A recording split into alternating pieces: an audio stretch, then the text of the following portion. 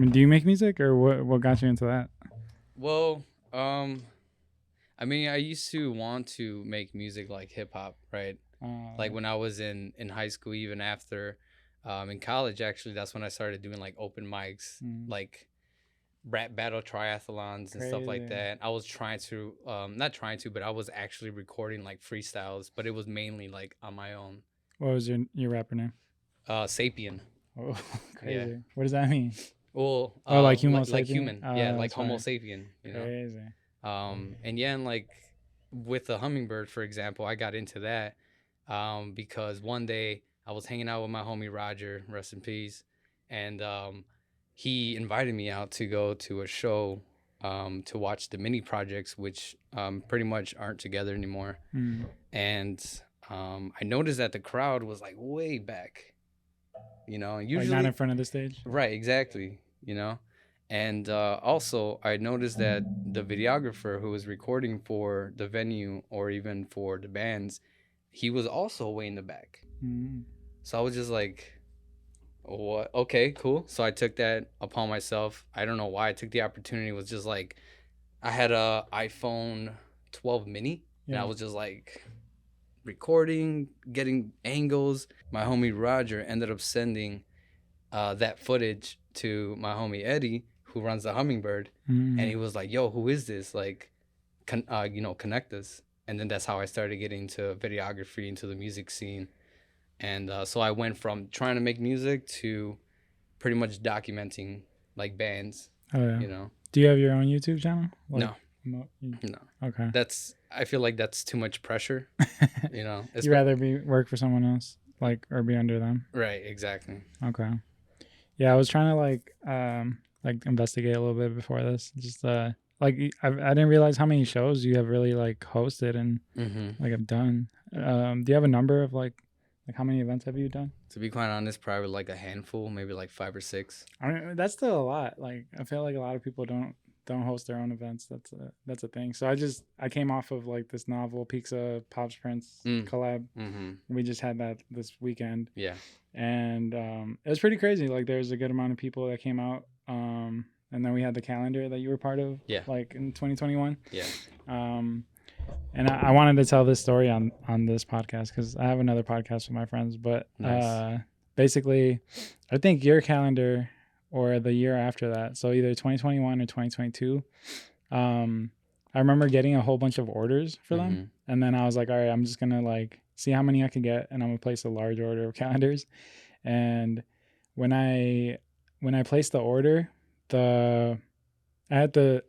since I was using the same template from like 2021 to 2022, all I did was replace the pictures, but I didn't realize that I had to replace the dates. So then I was left over with so much like calendars with the wrong dates on them. And then it was like the biggest L that I took at the beginning of the year. Yeah. So now going into like 2024, I feel like this is a full circle moment because like I didn't expect an event to come out of this. It was like we didn't have an event for our year. And then it was kind of Gremsky from Novel Pizza who reached out and said like we have a venue, like we have a space that we're trying to like have private pop-ups at. So it kind of just fell into my lap and I was like, yeah, let's do it. And people are going to be able to showcase their work and made some money from that. So it's crazy. It's like how you could take like a big L, but like if you don't give up, like it could eventually like lead to something.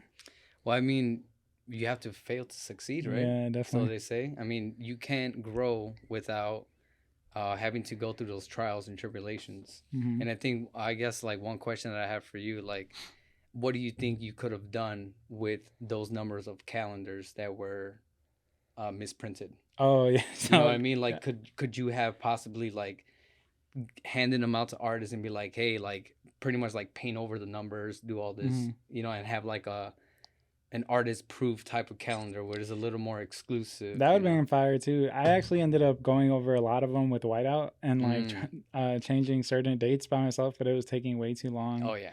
And then I even thought about printing out like a big sheet of like the new dates of like a sticker and just placing it on top.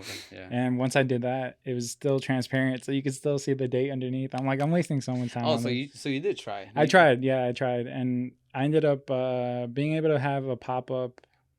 I think at the end of it it was like around December where I was able to like give a print. So I basically just separated the numbers and the art, and then I was just giving out prints to like people. Oh, cool. Yeah. Yeah, so at least you still get some of the calendar, but it was still a L. Yeah.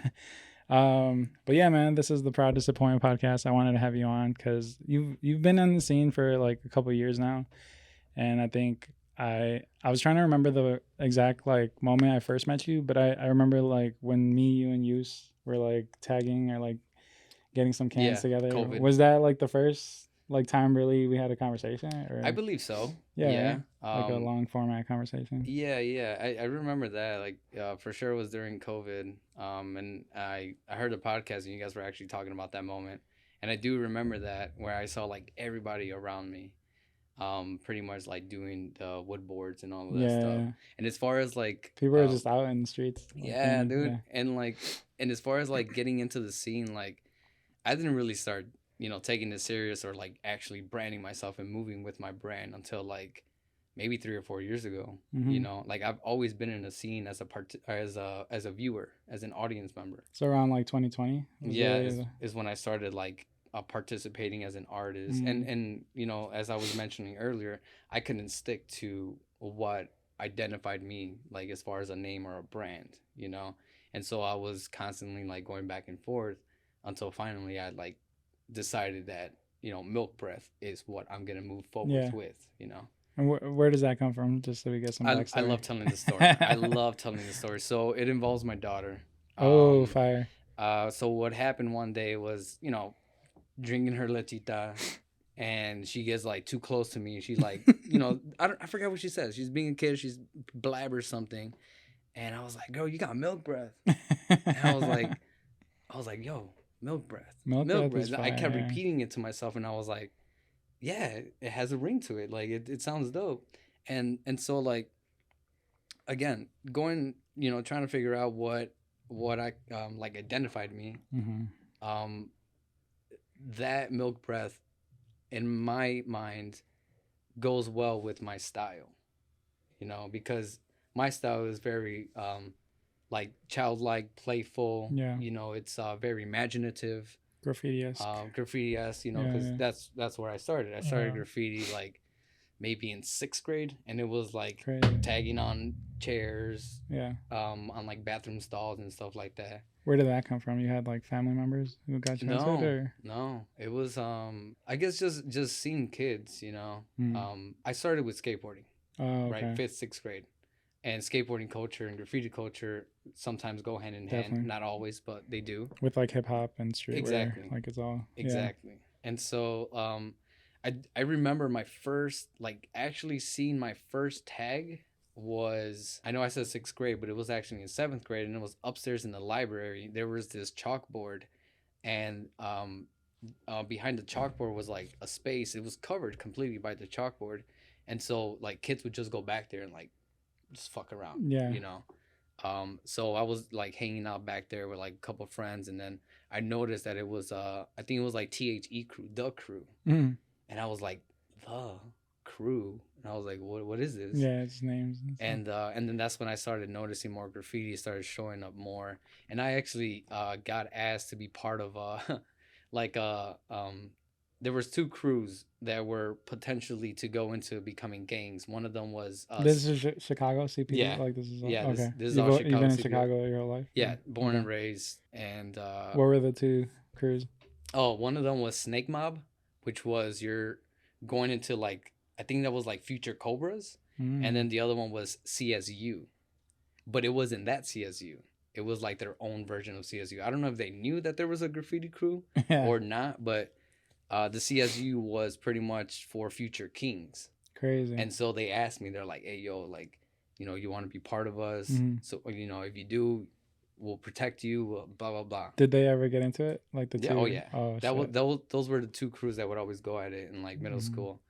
And like I knew, like, I don't know what it was, but I was just like, nah, I'm good. Like, good on both. I'm cool. Yeah. And I've always been like that, to be quite honest. Like, I strayed away from crews just because like I know I don't want that commitment. Like, I know what it is to be in a crew. I've had friends who are part of them, and like there are pros and cons to it, Right. but it's the commitment to it that I don't really want to. Yeah, because it's like getting like jumped in and shit, or like jumped Yeah, out, and it's yeah, like, yeah, you really gotta die for that shit. yeah. No, yeah, definitely. I think one of the things that like I remember one time um somebody from and I'm not gonna like name drop but like somebody from that was was also in and I remember they were saying like, man, they want me to do, you know, ABC, they want me to do all of this, but I was like, I paint on my own time. You know, I don't do it when you want me to do it, I do it when I want to do it. As it should be. Yeah, and so he left the crew because they were so demanding on that. And so like that has always stuck with me, like if I get into a crew, like I'm gonna have to prove my worth. Yeah. You know. And so like that turned me off. I was like, nah, dude, because That's crazy. There's like politics and yeah, the way that they could just yeah. ask something out of you, like even within like the art form that's supposed to be so like free and like liberating. But it is a sport. Yeah. It really, I consider it a sport because like you're like, you know, climbing, you're competing against other people. Yeah. You know, you're putting yourself through physical and mental strengths, you know, that are completely challenging you and how you view the world. But I never thought of it as a team sport. Like it's more like an individual sport. No, it definitely I guess it could be if you have a crew, but I mean, look at One Up, look at MSK, look at EHC. Yeah. You know, and this is like a whole underground world of like right. that, like the what do you call it, the mainstream people don't really know about. Right. Yeah. And there are those mainstream crews like the first one that I mentioned, One Up. They're internationally known, you know. Crazy. But yeah. Was there like so there's like a transitional, would you say like 2020 was when you were like, all right, I'm gonna start, because I feel like there's a thing between like muralists and like graffiti people, or just even like building milk breath. I think like someone in the graffiti scene might look at that and like look down on it. Have you ever experienced like the name, as far as not the name, but just like art shows in general? I think like art shows and graffiti culture don't really make, because it's more like you're putting yourself in the front. Like so with that, again, it's politics. Yeah. It's all politics, you know. 'Cause at the end of the day, you're gonna do what you want to do, right? But if you're a hard crew, like a hardcore like graffiti head, a graph head, then you're anti like galleries, anti selling art. You're anti that because the mindset is it should be free. I shouldn't have to put a price tag on it. I'm not doing it for the fame and fortune. I'm doing it for, you know, a selfish, egotistical reason. I'm getting up. I'm going all city. Crazy. I'm not trying to sell anything. If anything, I'm just advertising myself, my name, and that's it. And so like I know a lot of people are like against the gallery setting. But I think the pivotal moment for me was like when I got arrested. I got arrested a few times for graffiti. Like it's dumb. I was a kid, you know. I was like 18, even 18 and 20. I think I got arrested, and it wasn't until like the last time that I got arrested that I was just like, bro, like, am I really? Is this really what I want to continue to do? You know. And so I pretty much like redirected that energy and those skill sets, and I was just like, okay, well, I love art. I enjoy, you know, creating. So what can I do that's going to lead me into something more lucrative, something more profitable, something more that it's contributes more to like society, to communities and such, you know. And but that's just how I thought, you know, because obviously like I still have homies who are still just doing graffiti, don't move on to the next level. Yeah. Respect, cool. Do they support you? Like, yeah. Okay. Yeah, they don't. I mean, you know, all bullshit aside, like we're still cool. You know, we're still homies. That's good. Know? So yeah. Damn. So I think you said your daughter was 6. When my son is 6. It was around the same time, so that's like 2017. What was that like becoming a father? And like I didn't even know you had a kid until I met her. Oh yeah. Like you never know. Like sometimes I feel like certain people like to keep it low key and don't really post their kids too much. Yeah. Lucas has been trying to start his like YouTube career and stuff, cool. and I'm like behind the scenes, Yeah. like that. He gets mad at me for not like editing more of his videos. He's like, "Come on, like, we have so many videos, we need to put them out." That reminds me of that father and his daughter. Oh yeah, they're really cute. Yeah. That's really cool. I forgot their names, but It's yeah, like Sater. I don't know. He's like a skater guy. He's got like long hair. Yeah, and yeah, then yeah. Yeah. But how was that? Just like becoming a father and stuff. Fatherhood? Yeah. It's a blessing, man. Mm-hmm. It's definitely Did you freak out when you were like finding out, or you were kind of ready for it? No, so not to get too into it, and I'm what, like 20, I'm like 23, I 24, think, around that 23, time. 24, Yeah. like If thinking, I didn't even know if we were the same age or not. yeah, like selfishly, I was just like, let's do it, you know, and Selfish to have a kid is selfish, you think? I think so. Interesting. I think so. Yeah, especially with the state of the world, like it's very selfish to bring another human to come into this world to suffer, you know, like because although life can be beautiful when you put into perspective, but the reality of it is like the world is burning around us, you know. That's how I see it right now. I could see that, especially with everything happening like in other countries. Exactly. Just like we're blessed to be here. And other everything, just Crazy. everything, you know. And like back then I wasn't really thinking that because like the problems didn't persist as high in my mind. Yeah. I was just very like, again, selfish, because I was just like, well, I don't know what's going on out there, I just know what's going on here, and like I want a kid, you know. And yeah, you know, my daughter Luna was born, and yeah, it's been blessings after challenges, of course, but I think that's what builds character. You know, that's what makes us look at ourselves and like, okay, well, let's weed this out because it's not productive. Yeah, you know? definitely. It's on the contrary, you know. It's the driving factor in why I'm so busy, and like why I try to like stay away from like just being up with my friends till like 2 a.m. Like it's not productive, and it's like it's always in the back of my head like I need to get back home to my kid. It's like it's good. It's like forced responsibility, like forced like discipline. It's like good discipline. Yeah, I mean, I would like to piggyback on that because like we also do things that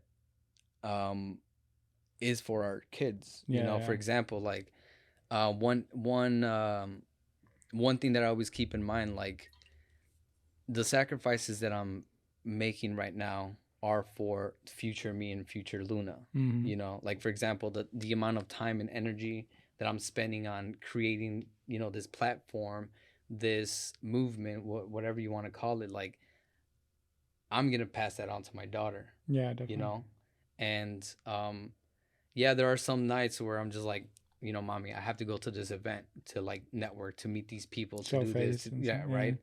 And then other times it's like, damn, like while I'm there, I'm like, fuck, is this worth it? Like I have my kid at home, you know. Yeah. But I have to remind myself, like, yes, it is worth it, because one thing that I keep in mind is like, in order for my kid to be at 100, I have to be at 100, you know. So if I want good things to come out of whatever I'm doing, I have to make sure that these calculative steps are moving towards that and not like diverting me somewhere else. Like for example, if I am going to go out to an event, it's because I am going to go network. It is because I am going to, you know, scout. Right. But if I just go there, get drunk and get high, is like you just pretty much went against your purpose. You know, so now you are diverting from the path. You know, and those are the sacrifices, those nights, spending studio time, you know, and stuff like that. Is there like events that you could bring her to, or you don't think she's at the age yet? Or like... Oh no, I bring her everywhere. Yeah, right. Yeah, because I mean, maybe like the rock shows are a little too crazy. But yeah, but even then, like you know, they have those headphones where you know, sound headphones, and like I can take her to those stuff like that, but no, like because I've been to those places, I really do pick and choose. I mainly just take her to like art shows and galleries. Yeah, you know, since she was a baby, I've always taken her there. She was actually in my first show, first group show that I put together. What was it called? She was part of it. The Junction. Nice. Yeah, she was part of it, and she actually sold a piece. So that was like her first art show. Crazy. And she sold a piece. Damn, I didn't even think about incorporating Lucas's into the show. Mm-hmm. Because he saw the calendar and he was like, "Oh, can I do a month?" And I was like, "Damn, yeah, I should have asked you." But so next year, Lucas will pick him up. But yeah, I think also too they might get bored. I got to be mindful, like not to bring him to everything, because a lot of times he's just like there and he just wants to be on his tablet, or he just wants other kids to play with, and there's no other kids. But like allow them to develop their own interests instead of and also just like that reminds me, like when having events or like hosting events, like have something interactive for the kids. Like I like to have like coloring pages, or if you could have like a photo op or something cool where like the kids can have fun. Like with this last show at Novel Pizza, they allowed him to make a pizza, so that was like a cool little like thing, and he loved it. He was like, every time we come back here, can I make a pizza? And I was like, we'll see. I don't know, you gotta ask them. Yeah. No, that's I'm glad that you More brought up like interactive. Yeah, interactive like shows, as opposed to just like, okay, there's pieces on the wall, cool, all right, peace, I'm out. You know, I think that's something that like I started noticing when you were doing events or are doing events, like the pop-up events. I didn't really grasp the concept of it because I was just like I was just used to like art shows, art galleries and stuff like that. So once I started seeing people doing pop-ups, I was like, oh yeah, merchandise, like more than just, again, I see pieces, cool, I'm out. Give reason to come and to stay. A lot of times those pieces on the wall are a little bit more expensive, so maybe like have like different tiers of like things that people could go home with, and like merch, little shop, but even just like food, or just like dealing so you've had food and drinks, and like even like raffles are a big thing. I've never gotten into raffles, but that's tough to that's tough to you gotta have a host that has like good like crowd control. Yeah. I mean, they call them MCs. Yeah, MCs. Yeah, because it's like you have to be able to like engage the audience, and I've never really been too good at public speaking. Like I don't know if I get shy or I just need to like practice more. But I always like tell my rapper friends like, "Oh, can you tell them that we got food and we got raffles?" I started up Forem Creatives, you know, and I have pretty much like a roster of artists that I can just reach out and be like, hey, I need a videographer for this. Like, can you do it? Yeah. Or even so, like if somebody hits me up and they're like, hey, I know you do videography, I need help with this, can you do it? Well, I can't, but I have a list of artists, of videographers who can potentially work with you, you know? When it comes to that, like you've like doing recaps for the hummingbird, and then just like working with the hummingbird, you don't like think that you would just do it, or you think you'd be too busy like hosting? Like if someone were to ask me to, like, would you record it yourself, or you would want to hire somebody? Like I guess like when do you like know like when you should hire somebody to do something, or just like do it yourself, you know? Well, I don't. So for this one, I asked other videographers to do it. Okay. Because that's the point of Forem Creatives. I want to bring creatives together. Collaborative. So I don't want to just do everything on myself, because one, I'm going to stress myself out. Yeah. Two, I'm going to like overload on work. And three, I'm not going to put my full attention into it, you know, because if I'm going to be there, I'm going to have to take care of the artists. I'm going to have to take care of the guests. I'm going to have to take care of the space. So I'm going to be busy already. So it's better for someone who I know who does videography, who can use that and put that on their catalog. You know what I mean? Yeah. So whenever I do promote the that recap video, I tag them, and people are just like, oh, like this is a dope ass video. Who made it? Oh, this guy. Oh, okay, cool. Oh shit, this is a dope ass videographer. And so now they're gaining followers because they helped me out. I never even thought about that. Yeah, because it's almost selfish to do it on your own, even though you're trying to like save money. Like you could be putting someone else in like a better place. Yeah. Either save money or proving a point that I can do this. I can do everything, you know. But it's like there's a community for a reason, bro. Yeah. You know, that's fire. I think that's important to say, especially like me. I feel like I do everything, and there are people that want to do it. I just gotta like reach out. Yeah, reaching out is hard, and I feel like you gotta humble yourself a lot. Yeah, it's asking for help is hard. Yeah, asking for help is hard, but just know that the help is there. So as long as you ask, like Idea says, he says, I'm here for you. All you got to do is ask. You know, legit. That's it. Nice. You know, like for example, for the project that we were talking about. Yeah, the documentary. Yeah, I reached out. At first, I was just like, man, I don't know if these people are gonna want to do it, but I would never know until I asked. You know, and then when I reached out to all 10 artists, surprisingly, everybody said yes, and I was like, dope. Do you have like a name for it or like a title? Yeah. The project is called No Hay de Otra. Nice. There's no other way. Yeah. That's awesome. Yeah. This is true. This is like our only option is to like keep going. That's fire. Could you like give a little like explanation, even though it might not come out till next year? Like it'd be cool to get like some background or like some behind the scenes. Yeah. So for the project, No Hay de Otra is like part mini doc series and a part exhibition. Pretty much focusing on the like mental health in the Latinx community, and sort of like incorporating cannabis in a sense, because me personally, I use cannabis medicinally, because I've strayed away from alcohol. Nice. You know, so now I'm noticing like the benefits of using like this medicine. But still, like in like you'll smoke at a party, like. Yeah. What's that called? Recreational? Yeah. Okay. I smoke recreationally, but I have more control over it. You know, like for example, if I'm in a roti and everyone's just passing around, take a couple hits and I'm like, nah, I'm good. Yeah. You know, like because I have more control over it, and I'm not just doing it to like, yeah, I'm trying to get fucked up. It's like, no, dude, like this helps me relax. You know, because I go in so anxious because. You know, you go into a room, like it's not just your energy and your aura, like you're dealing with everybody else's aura and energy, you know. And so for me to calm down, you know, take a couple edibles, take a couple hits, yeah, y ya me calmo, you know. Do you feel like liquor or alcohol is a little harder to control, or do you? For me, have you had like bad experiences? Yeah, for me it is. For so long, my relationship with alcohol was one-sided.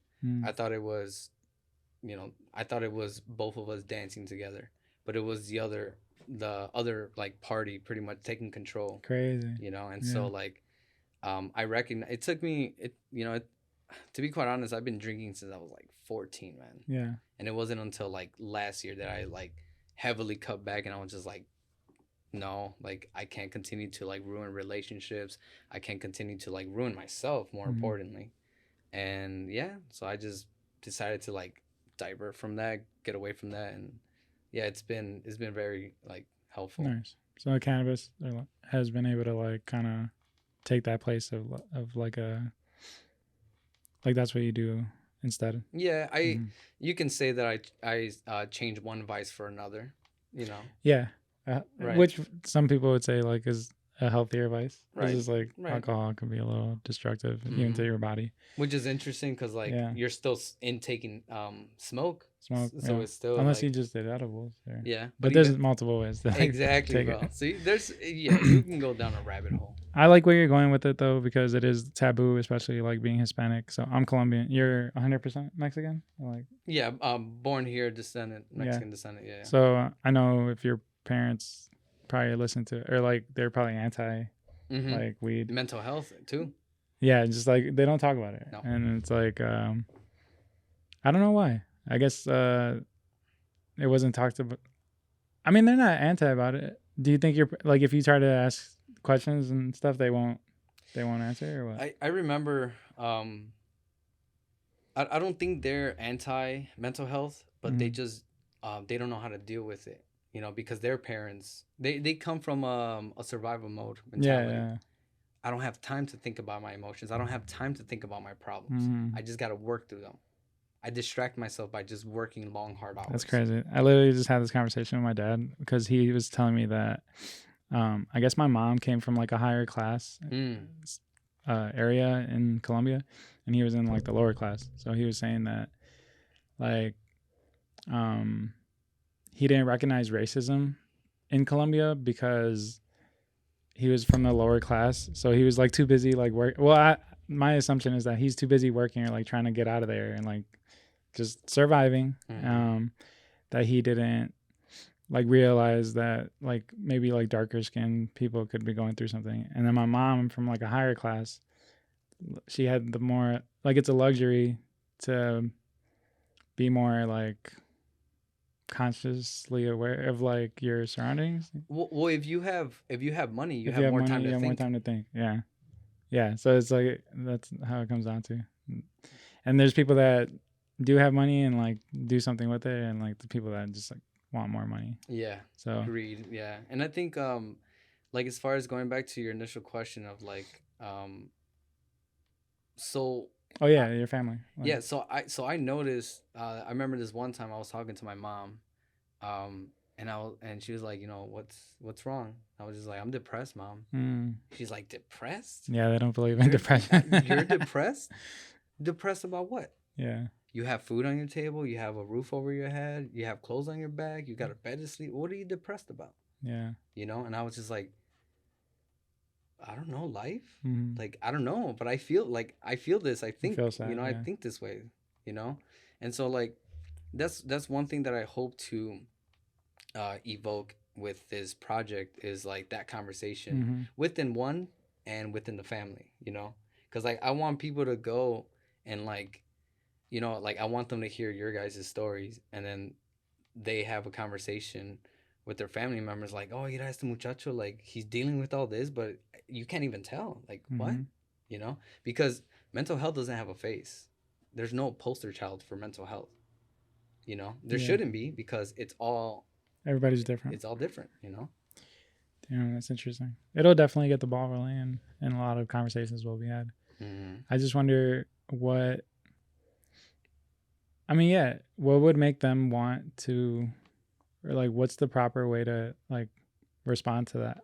Like if you told your mom that I'm depressed, like what's the best way that your mom could help or like parents could help? Because I have a cousin that's similar. That's like, I think she's like 14, and they just feel lost. It's like an age where everybody feels lost, especially teenage. Yeah. So I guess like what's some advice or like what do you think? Like even like we could do for them. Well, or like put your daughter in that place. Right. No, that's exactly what I was thinking about. Well, first of all is listening to them, hearing them out, right? And acknowledging them in their world. Yeah. Right.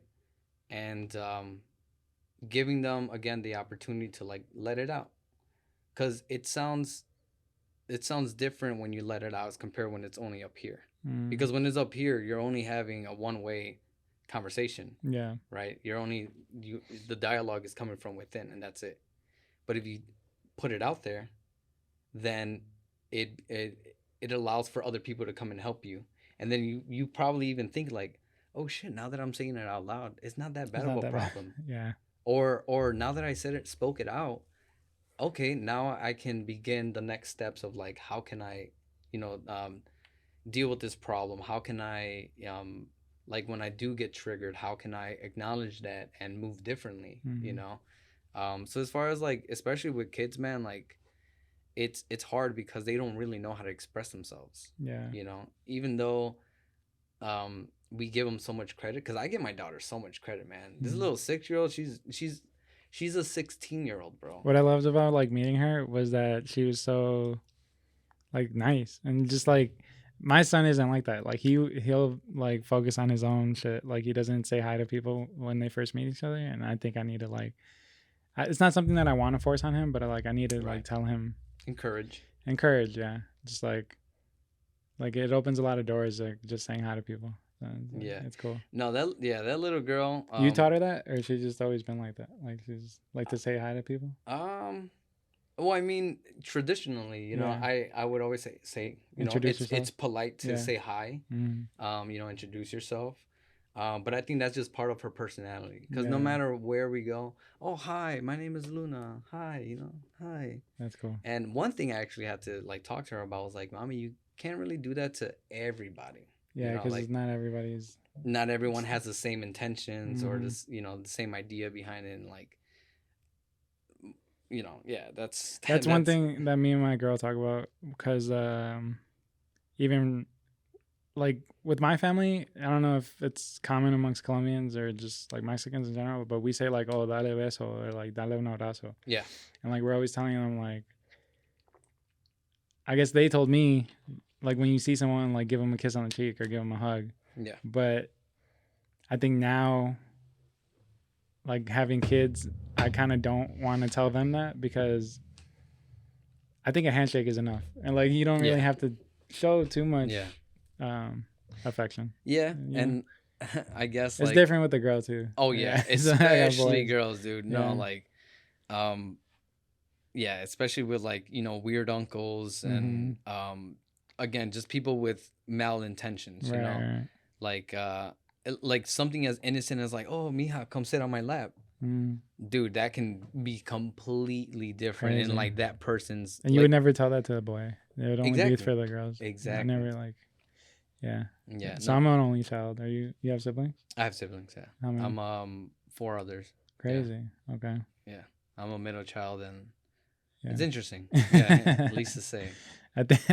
I seen this. There's a TikTok where they were talking about like, I'm the oldest and I get like, and then I'm the youngest, and then they, as soon as the middle child talks, they just like it gets cut off and shit. Like, is that how it feels? Yeah, dude. It's so weird how that's true. Like, they're just like, shut up. The oldest and the youngest get the most attention. Yeah.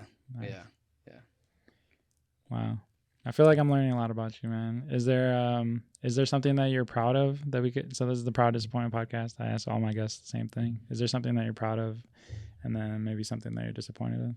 You said the world is burning around you, so that's a pretty. Like, I'm disappointed in the world. That's for sure. But there's only so much we can do. Yeah. Right. But I'm proud. I'm very proud of not going to art school. Oh. Yeah. You think that would have been like detrimental to you, like as an artist? Yeah, because I would have been like another a cookie cutout. You know, I still remember, and this is a very like profound moment in my life where I went to the Art Institute. I was in a financial office, and they were telling me, oh yeah, it's only $40,000 a year. Only, you know. Yeah. And my mom turns to me. She's like, if you want to do this, I'll take out loans. I'll send you to school. Go ahead. You know, because before that, she wasn't as supportive with art. You know, she was just like, I guess it's all, you're not going to make money. Like, you know. Was it straight out of high school? Yeah, this was, So it was like that summer, you know, right after high school. She definitely wanted me to go straight to college. I took a year off, but then I went to school. But yeah, so that moment turned to me, if you want to do it, we'll do it. And I remember thinking about my brother being in debt and how now she's in debt because of that. And I was just like, no, Mom, I don't want you to go through that. You know, I can do it on my own. I can figure it out. Nice. You know, and maybe I didn't do, maybe I'm not where I would like to be, but I know I am where I need to be, you know. And that's one of the lessons that I've learned throughout life is that God doesn't give you what you want. God gives you what you need, you know. Did you go straight to working right after that, or did you go to school for something else? Yeah. No, yeah, I was working. Nice. Like I didn't start working until I was 18. You know, I know a lot of people start when they're like 14, 15. 14, yeah. You know, but yeah, my mom didn't focus on school, do that, don't worry about work. And then it wasn't until like after high school that was just like, yeah, no, I'm gonna have to like figure this on my own. Yeah. Figure this shit out on my own. And yeah. So like, how do you provide for yourself? Like, what's your job at the moment? Oh, so I work at a dispensary. Okay. And like the little side hustles that make a little money here. How's that? Like the dispensary life? It's cool. It's pretty. It's like a sales associate. It's retail. You have to retail. Yeah. That's what it is. It's just retail. Nice. You know, it's weird how like it's corporate. You go in there and like, let me get 2 of those, 5 of those. Yeah. I have a friend who works at Maribus. He does the podcast with me. Oh, Maribus nice. is like it's in Westchester. He always tells me stories, and he actually just talked about how they, like, the majority of the employees are always men, and they need more women there. Because it's like the energy is weird. Yeah. I mean, it's a lot of masculine energy in one space. Yeah. I think one thing that I've noticed that I actually really appreciate is a lot of women-owned cannabis businesses. That's really cool. You know, they have like what's called the Prisoner Project, where they help those who are incarcerated because of cannabis, like drug laws. Yeah. Which they help them like get out and help them like ease their way in back into society. Yeah, because it's crazy how now that it's like legal, but it's not like federally legal, but you could still like the same reason that you would get incarcerated a long time ago is like it shouldn't apply and it doesn't update. Like they didn't get the update. It like really grinds my gears, man. That like there's like these corporate like guys in suits, not necessarily suits, but you know whenever I think corporate, I think like guys in suits, but like you have these corporate drug dealers, and then you have like street dealers. They're doing the same shit essentially, except one is branded better than the other. Yeah. You know. But like working at a dispensary, how would you feel, or like what's the right age for like to introduce weed to your daughter? Oh man, yeah, that's a really good question.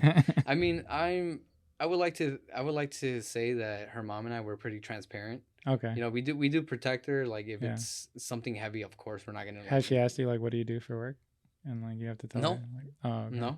No, but she knows what marijuana is. She knows what weed is. Yeah. Crazy. I don't think my son. I mean, we never talked about it. He might.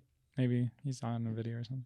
Yeah, it's just one of those things where like, it's not like we went up to her and was like, "Mommy, this is weed. Yeah. This is what you do with it." No, it's just like, she would like smell it on me. She's like, "Papi, you stink." Oh, crazy. I'm like, "Oh, sorry, mommy." You know, like if I have my tray out, she would like see it and she's like, "Oh, what's that?" And I was like, "Oh, it's grown up stuff, you know." And it's not like I just have it there on the table. It's like on the shelf and stuff like that. But she still is able to see it and she's like, "What is that?" You know, like trying to peek, and I'm just like, "Oh, that's adult stuff," you know. That's good though. I think there's certain parents that like not really like hide, but like try to preserve that innocence, and then there's like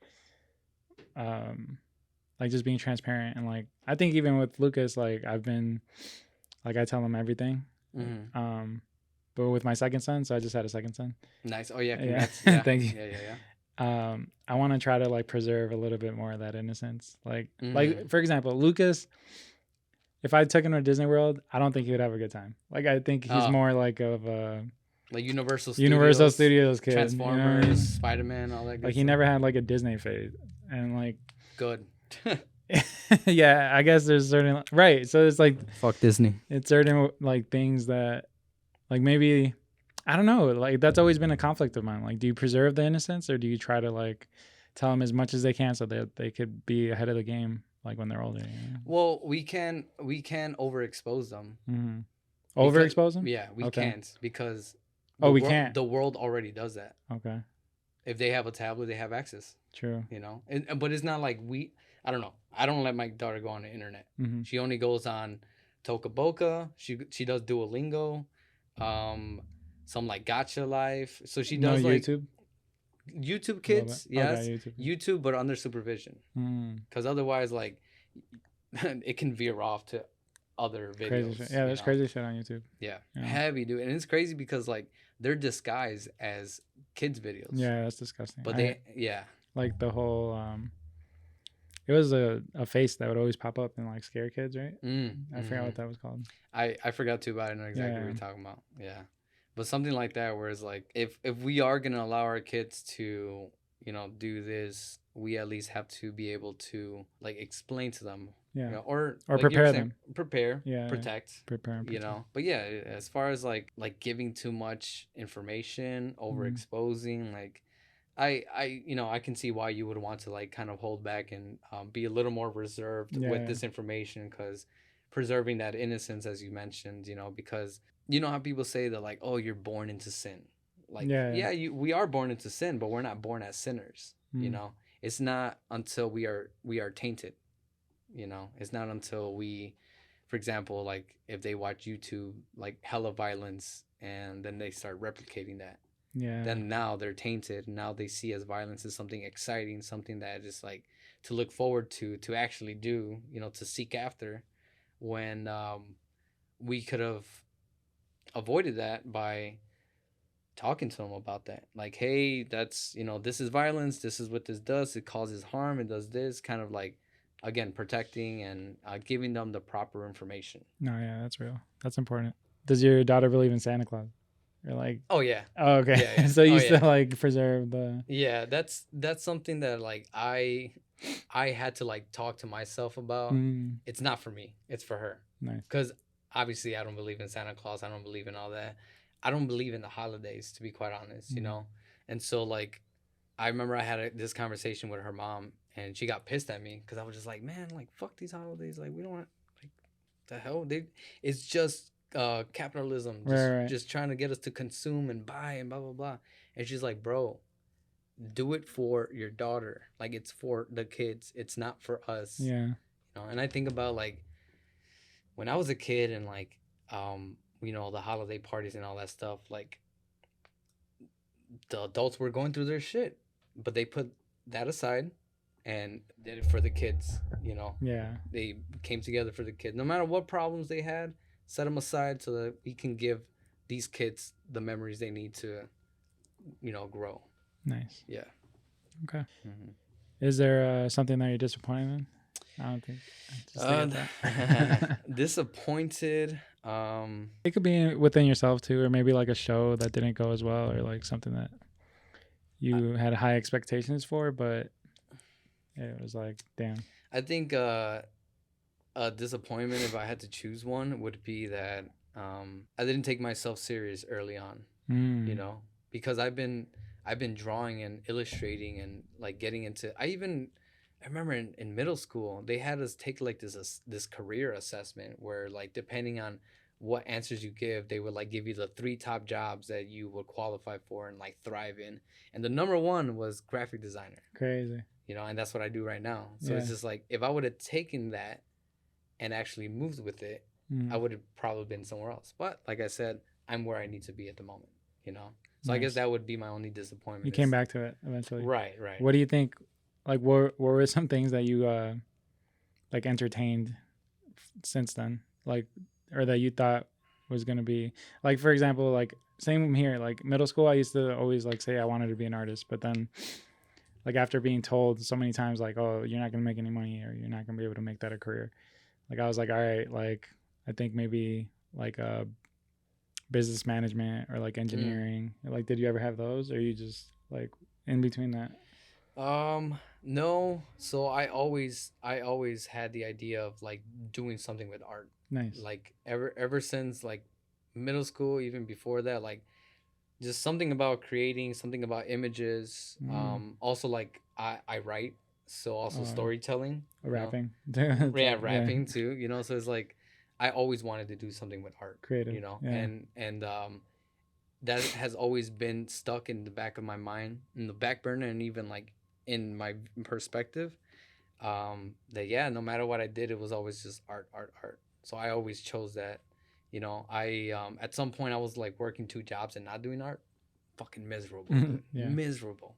And so that's when I was just like, okay, this is definitely for me.